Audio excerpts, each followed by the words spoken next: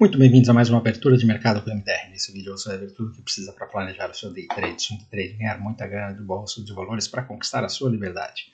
E o mercado ontem, o índice deu uma queda, né? Então estávamos aí com carinha feliz e aí no fechamento de agosto, e aí ontem já, primeiro dia de pregão de setembro, ficamos com carinha assustada, né?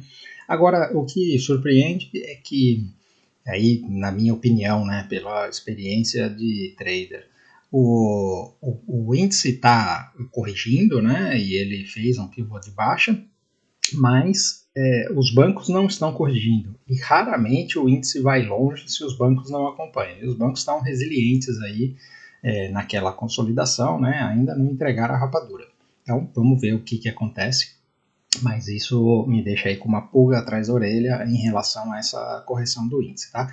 O dólar ontem tivemos leilão e ele praticamente ficou no mesmo lugar, né?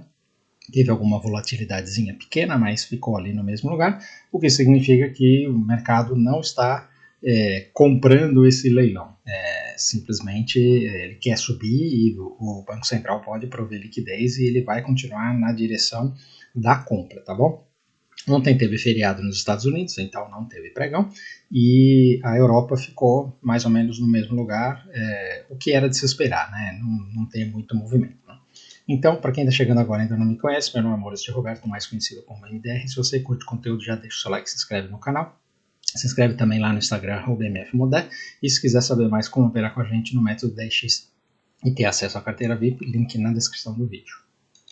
Então, olhando aqui o mapa de calor do mundo, foi um dia até positivo, né? Mas sem grande empolgação.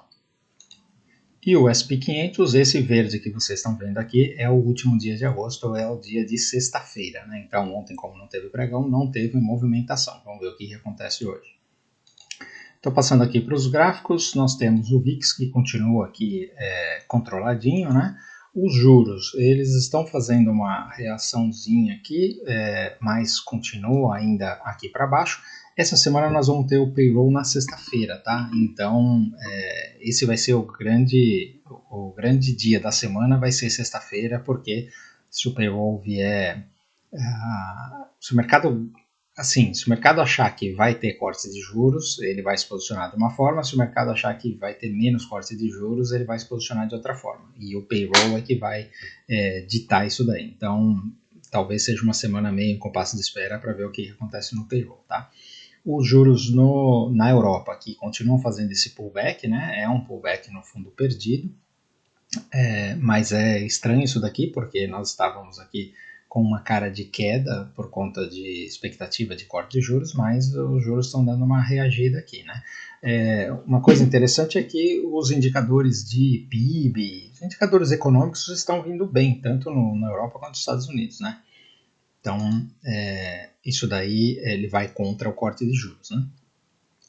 O SP 500 continua amassadinho aqui. Ontem, obviamente, não aconteceu praticamente nada e hoje ainda também não, né? A mesma coisa a Nasdaq, né?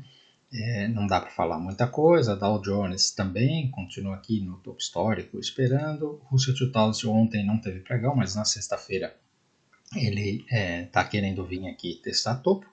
Indo para a Europa, que teve pregão ontem, né? Então a Alemanha já abriu rompendo o topo aqui, fazendo mais um rompimento de topo histórico. O Reino Unido também está indo bem. E a França acabou de abrir aqui com um gapzinho de alta e parece que vai continuar subindo, né? O Japão continua nessa batalha aqui, nessa região aqui de resistência, e a China ontem fez um dia de baixa aqui, tá nesse zigue-zague aqui tentando subir. O único problema aqui é que nós temos esse topo, isso daqui pode ser um topo mais baixo se isso daqui virar para baixo. Se ele continuar subindo assim, aí tudo bem, aí esse é o caminho que ele vem fazendo, né? Mercados emergentes ontem não teve pregão, o EWZ também ontem não teve pregão, isso daqui é o movimento de sexta-feira. O petróleo voltou de novo aqui para o fundo, né, dos 76, ele está espremido aqui mais para baixo do que para cima. O minério de ferro, olha só, que fez uma perda de fundo aqui, isso daqui é muito ruim para a nossa Vale, né? O cobre também está virado para baixo, né, você vê, reagiu aqui à média de 50. O ouro continua consolidado aqui no topo, a prata virou para baixo aqui mais um topo mais baixo, né? Nós temos esse topo, esse topo, esse topo e temos fundo e fundo mais baixo, né? Então tá com cara que essa prata aqui ainda vai corrigir mais antes de romper.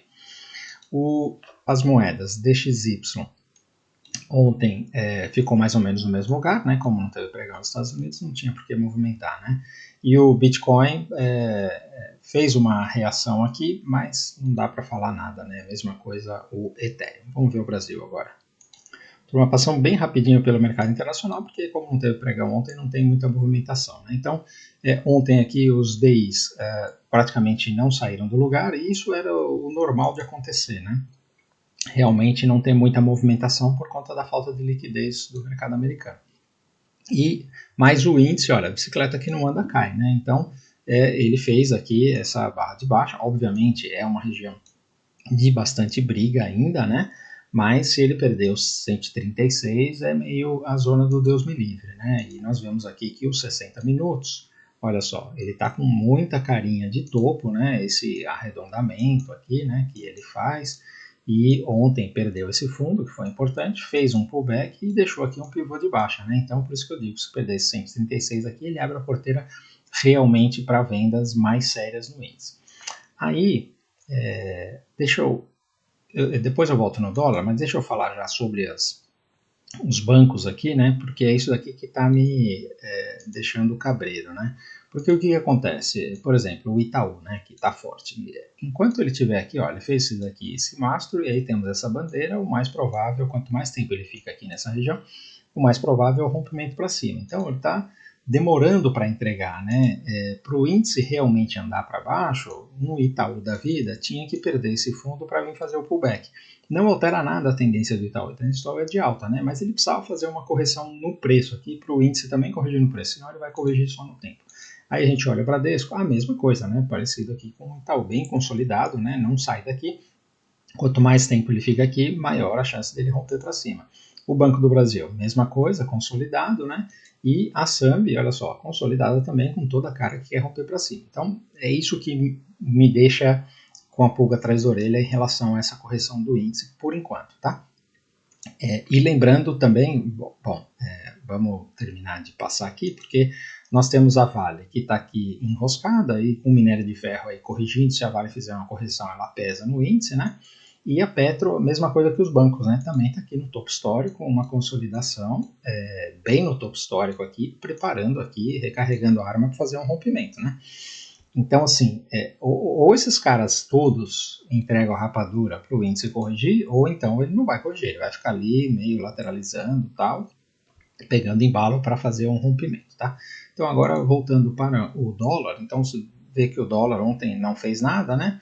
Ele, obviamente, você olhando aqui, fala assim, mas isso daqui não é 1, 2, 3 de topo? É, 1, 2, 3 de topo, mas numa tendência de alta, né? Então, numa tendência de alta, o mercado faz topo, né? Ele faz topo só para fazer uma correção, pegar um embalo para continuar para cima, né? Então, a leitura do dólar não mudou, ela continua para cima. Aqui nos 60 minutos fica mais claro, né?